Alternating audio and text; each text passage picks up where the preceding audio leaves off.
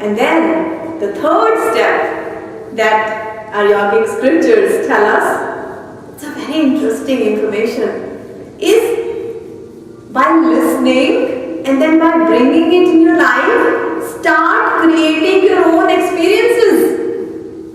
Anubhava, another Sanskrit word. I'm going to ask you at the end of the session. There will be a test, so pay attention. Anubhava.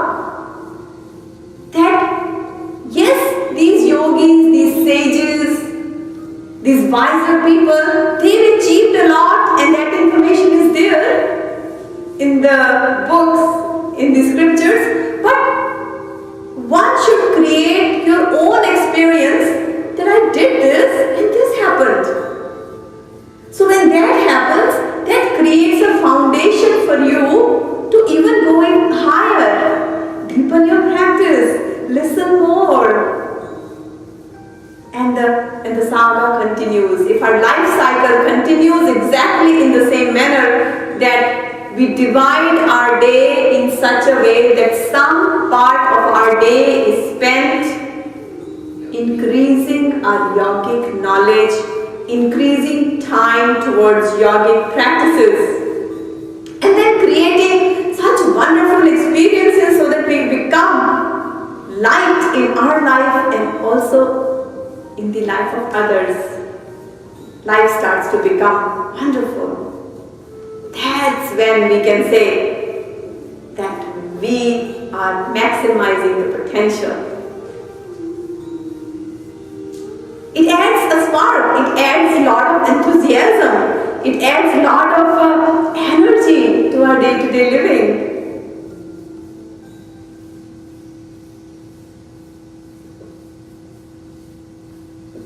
But mind plays a very important role. In order to lead a very happy life, we must train our mind. A calm mind brings relaxation in the body and sharpens our actions, our deeds. Yes, this world is getting noisier and noisier day by day. And let's make sure we understand our job is not to bring that worldly noise down. It's not possible. But the need of the hour is to increase the volume of quietness in our mind through Shruti, Yukti and Anubhava. And as we do that, we start to feel that we have complete control over our mind, body, our deeds. We start to make right choices in our life. Think about it. When we go and visit libraries, the atmosphere there is so calm. It's such calming feeling. The moment you step in the library, there are signs. Silence please. And people of all ages, from students to adults, everybody, the moment we step in, we start to feel we are more creative, because in that peaceful atmosphere, our minds are so relaxed that we start to absorb more. Our mind becomes like a blotting paper. It starts to absorb everything that we are trying to gain in that hour. And we become so creative, we become so knowledgeable in such less time. Why? Because there is that single pointed focus in that quietness. Everybody feels good. So think that if we can bring that library's peace in our mind and we live in it every moment, that we're living in the peace of our mind and operate every action out of that peaceful state, and we watch every single thought that's passing through quiet mind, we have total control on our health, on our life, on our destiny. It's all about quietening the mind with the light of yoga.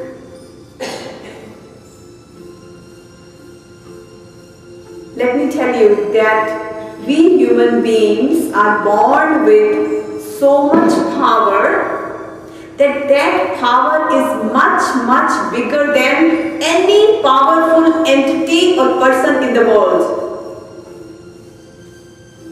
The power of the most powerful person in the world is only less than 1% of the power that we human beings are born. All we need to do is tap into that power, and that's what yoga does. Why should we suffer in life? Why should we lead a miserable life? We all need to say no to misery and say yes to wiser, healthier, happier living. And yes, I can. Yes, we can. With the light of yoga. Think about it. When we are driving on a highway, there are no light posts. So the headlights of our car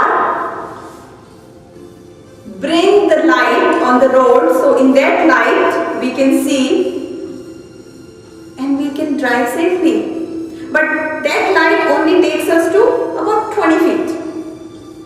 But as we get to the 20th feet, it brings light to another 20 feet and then another 20 feet till the destination is reached.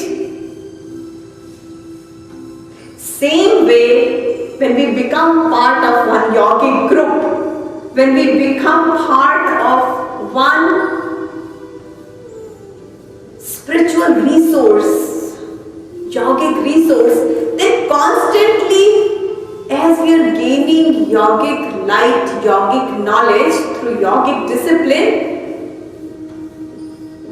our path towards our destination of stress-free, disease-free, pain-free life is lighted.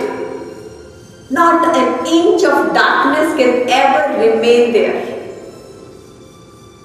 But all we need to do is just make up our mind. That is the goal of this weekly session, to encourage each and every one to make a serious commitment to your own self. Just make up your mind that I am going to start following steps, yogic steps, one by one, till all the darkness of pain, misery and disease is completely removed from my life. Simple. And start creating wonderful experiences so that we can rise above the ocean of disease. We can rise above the ocean of pain and lead a life that we can talk about, that we can share our experiences with others. And this way, we create a beautiful life for ourselves as well as for others. We become like a lighted candle. Wherever we go, that light travels with us. And in that light, no pain, no misery can ever touch us. It's very addictive life. Once we become very addictive to leading that kind of wiser life, then there is no going back. But we must make up our mind and start with the second step that we said, yukti. Start living that knowledge. Start bringing that knowledge into our daily practice. So, with these words of wisdom from our yogic scriptures, we're going to start today's session. So let's go ahead and stand up. We'll start with some yogic stretches.